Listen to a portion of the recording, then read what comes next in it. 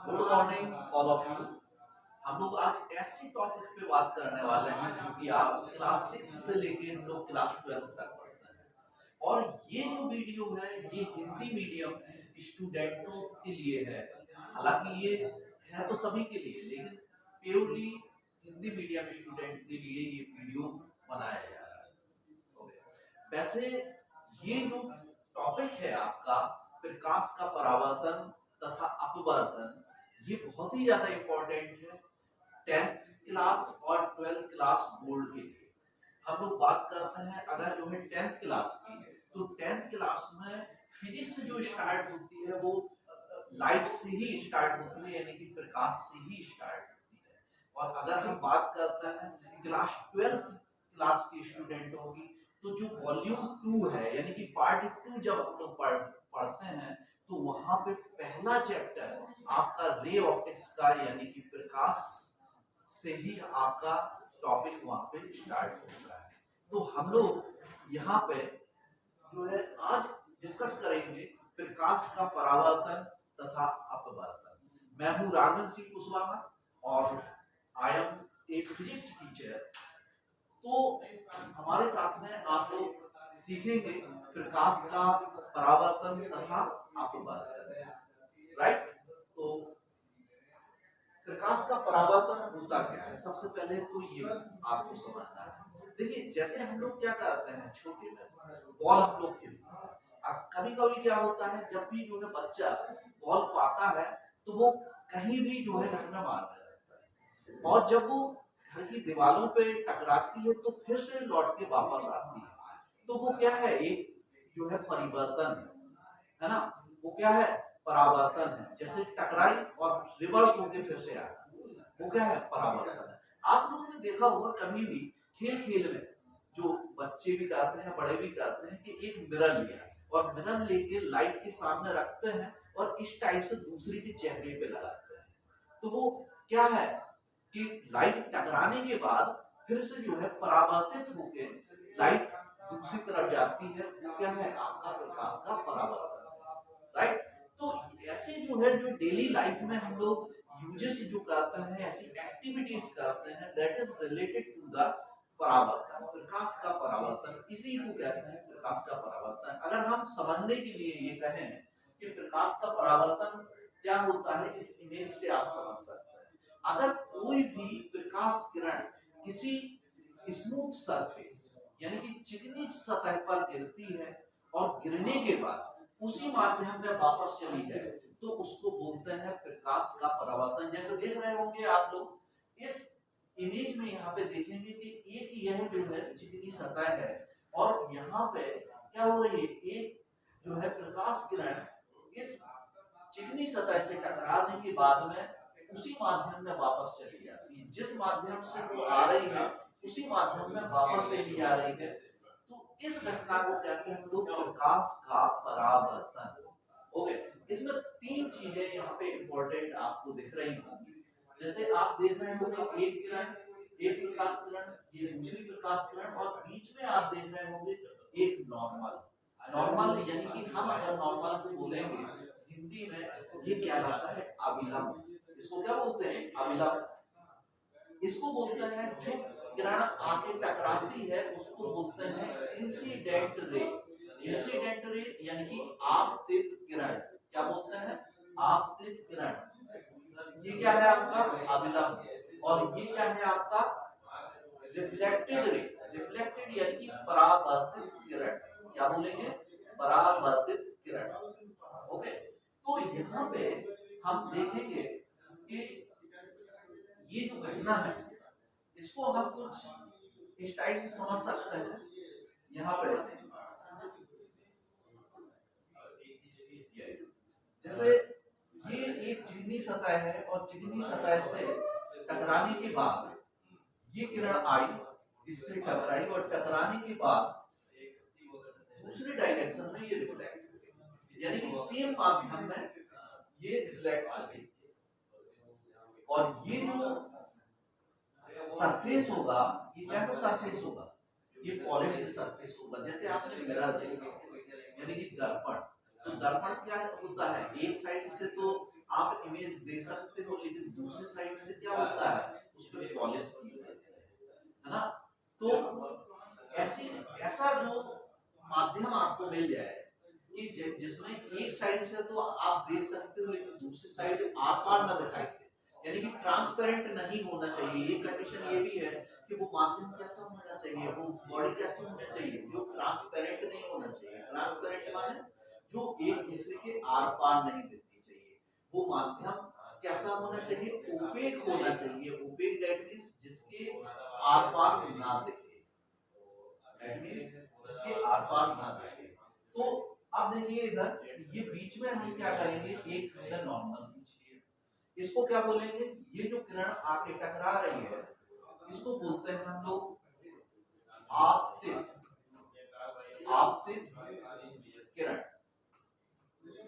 English में इसको बोलते हैं इंसिडेंट रे। ओके, ये जो टकराने के बाद वापस चली गई है इसको बोलते हैं परावर्तित किरण।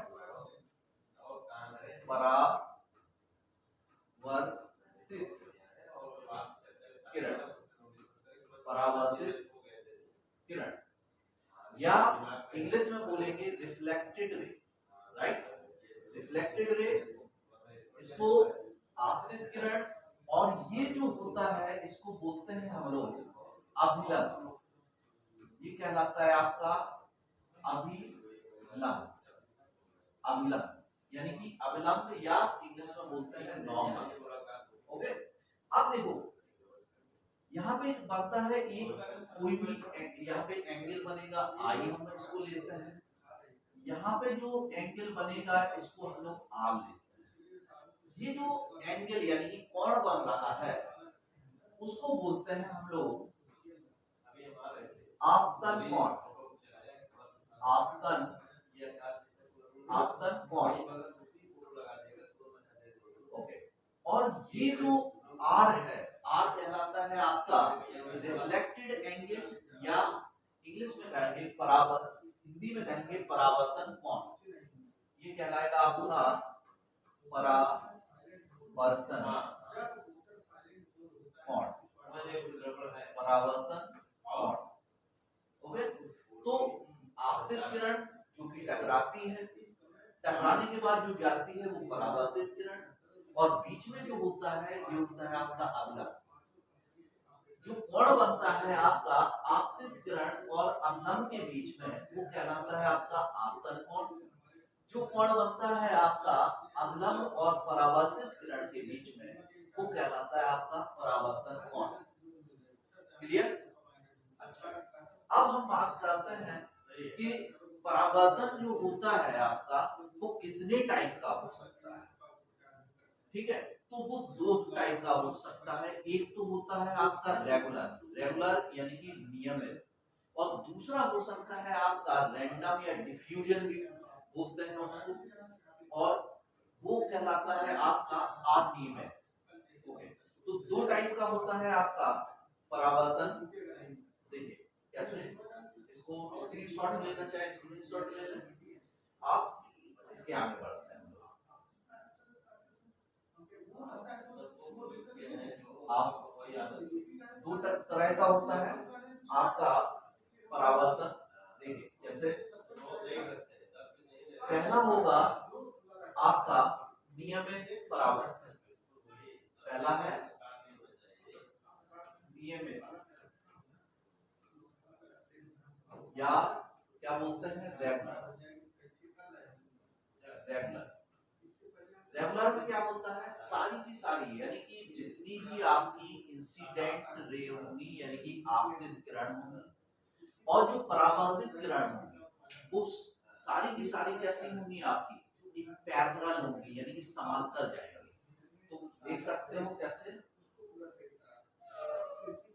ये देखो ये आपकी आपतित हुई, ये आपकी परावर्तित हुई। अगर दूसरी आ रही है तो दूसरी क्या होगी आपकी टकराने के बाद परावर्तित होगी। देखिए ये दोनों आपस में कैसी हैं, समांतर हैं। ये दोनों आपस में कैसी हैं, समांतर हैं। तीसरी भी आएगी तो सेम पैर जो है समांतर किरण में ही जाएगी, यानी कि देख सकते हो। देखो ये तीनों कैसे हैं आपकी, ये तीनों की तीन आपकी आपतित किरण है और तीनों आपस में कैसे हैं आपकी, ये पैरेलल है। ये देखो परावर्तित किरण है और तीनों परावर्तित किरण आपस में कैसे हैं आपकी समांतर। तो इसमें क्या होता है आपका, सभी आपकी समांतर होती है, इररेगुलर अनियमित। दूसरा होता है आपका अनियमित, अनियमित, अनियमित या इररेगुलर बोलेंगे हम लोग या बोलेंगे डिफ्यूजन। तो इररेगुलर, इररेगुलर, इररेगुलर में कोई एंगल आपका परफेक्ट, वैसे ये आई ऐसे चलिए, इसमें देख रहे होंगे आप कि पैरेलल है बट इसमें रैंडमली इसने कट कर दिया है ना, जैसे ऐसे गिरेंगी तो ये ऐसे चली जाएगी आप, तो इररेगुलर है ये रेगुलर नहीं है ना। आपको दिख रहा होगा अजीब गरीब तरीके से डिफ्यूजन, मतलब दैट मींस जितनी भी रे टकराती हैं तो वो ऑल पॉसिबल डायरेक्शन, जितने भी डायरेक्शन में जा सकती है उतने डायरेक्शन में जाने का प्रयास करती है, तो वो ऑटोमेटिकली क्या हो जाएगा, इररेगुलर हो जाएगा, राइट। तो यहाँ पे दो हमने पढ़े हैं क्या, एक तो नियमित परावर्तन, एक अनियमित परावर्तन, राइट। तो अब हम बात करेंगे परावर्तन के नियमों की, कि कितने परावर्तन के नियम होते हैं और कैसे जो है वहां पे परावर्तन के नियम।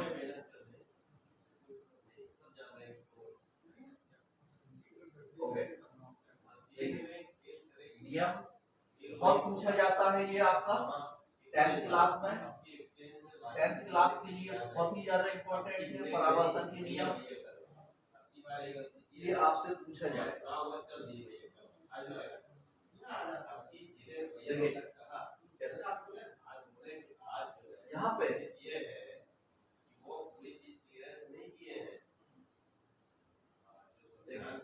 परावर्तन के नियम,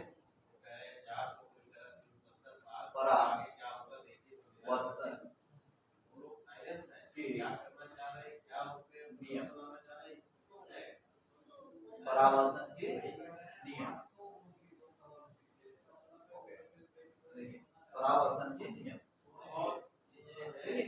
परावर्तन के दो नियम, only two rules of reflection of light, यानी कि दो नियम है परावर्तन के।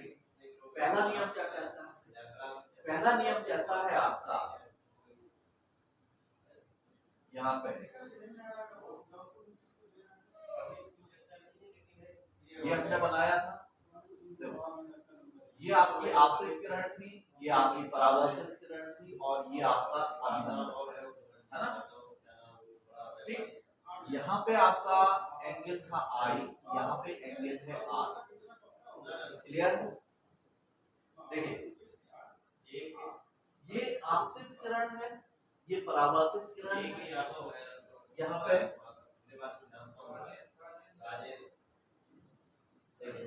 आपतित किरण, परावर्तित किरण और अभिलंब तीन है यहाँ पे।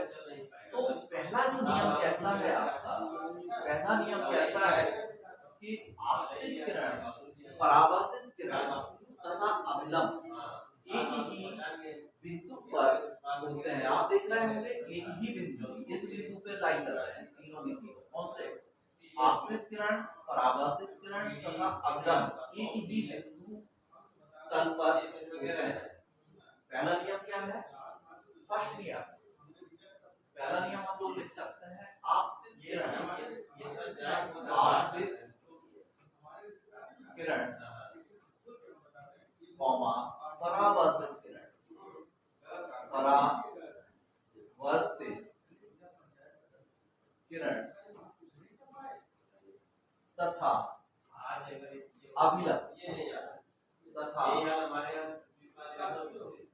अभिलंब, अभिलंब एक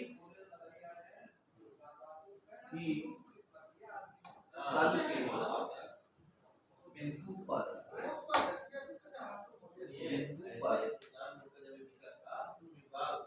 होते हैं, एक ही बिंदु के तल पर होते हैं, देख सकते हो एक ही बिंदु के तल पे। ठीक, ये कहता है आपका फर्स्ट लॉ ऑफ रिफ्लेक्शन, एक ही तल पे। दूसरा आपका नियम कहता है, आपका दूसरा नियम, अगर हम दूसरे नियम की बात करें तो आप देख सकते हो एंगल यानी कि कोण आई और आर यानी कि आपतन कोण तथा परावर्तन कोण आपस में कैसे होते हैं, बराबर होते हैं। आपतन कोण तथा परावर्तन कोण आपस में बराबर होते हैं। आपतन कोण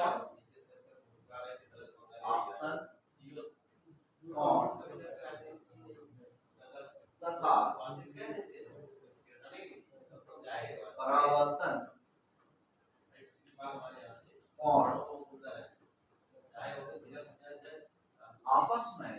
कोण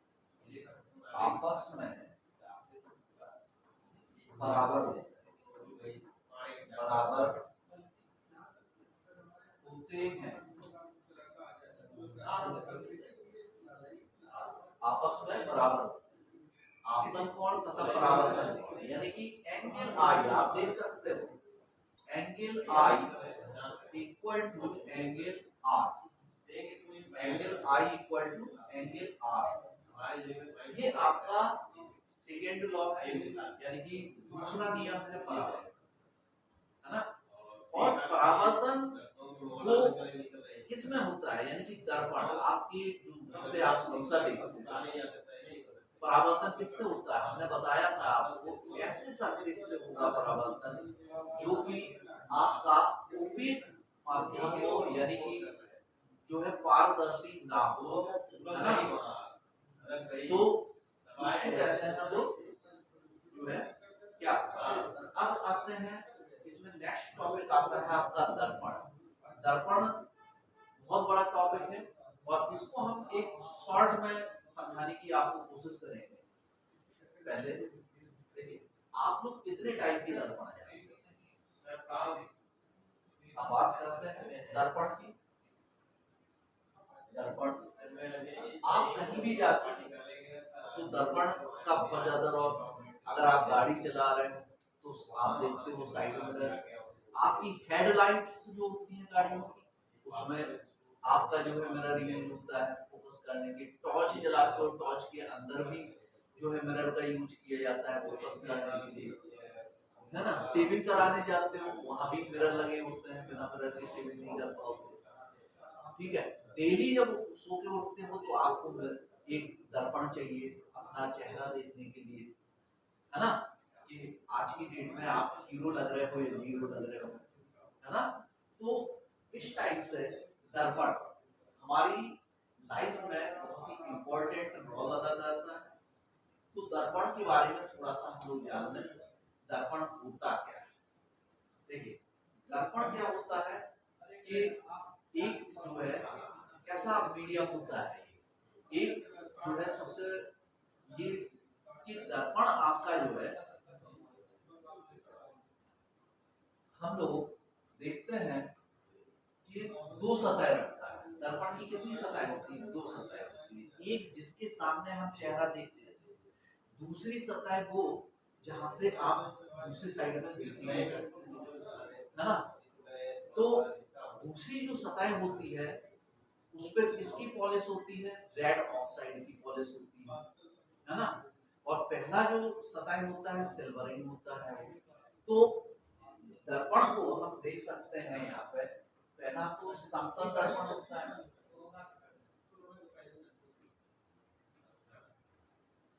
और दूसरा होता है गोलीय दर्पण। गोलीय दर्पण, ठीक है, ये एक अलग टॉपिक है। अब गोलीय दर्पण दो टाइप के होते हैं। पहला आपका गोलीय दर्पण होता है अवतल दर्पण और दूसरा होता है आपका उत्तल दर्पण। ठीक है, तो गोलीय दर्पण आपके दो टाइप के होते हैं। समतल दर्पण हम लोग घरों में यूज करते हैं। अवतल दर्पण आपका कई जगह यूज होता है, जैसे डेंटिस्ट वगैरह होते हैं, वो आपके दांतों कान वाले होते हैं डॉक्टर्स, वहाँ पे यूज होता है। आपका सेविंग मिरर के फॉर्म में यूज होता है आपका, और कौन सी व्यू देखने के लिए आपका हेडलाइट्स में यूज होता है। वैसे ही उत्तल दर्पण की अगर हम बात करेंगे तो उत्तल दर्पण आप देखेंगे कहाँ कहाँ यूज होता है। जैसे गाड़ियां चलाते हैं तो साइड मिरर के फॉर्म में यूज होता है आपका। तो ऐसे ही जो है दर्पणों का बहुत ज्यादा यूज है और इसकी यूजेस पूछे जाते हैं। ये बहुत बड़ा टॉपिक है, इसको नेक्स्ट वीडियो में हम लोग कवर करेंगे। तो आज के लिए धन्यवाद। ओके।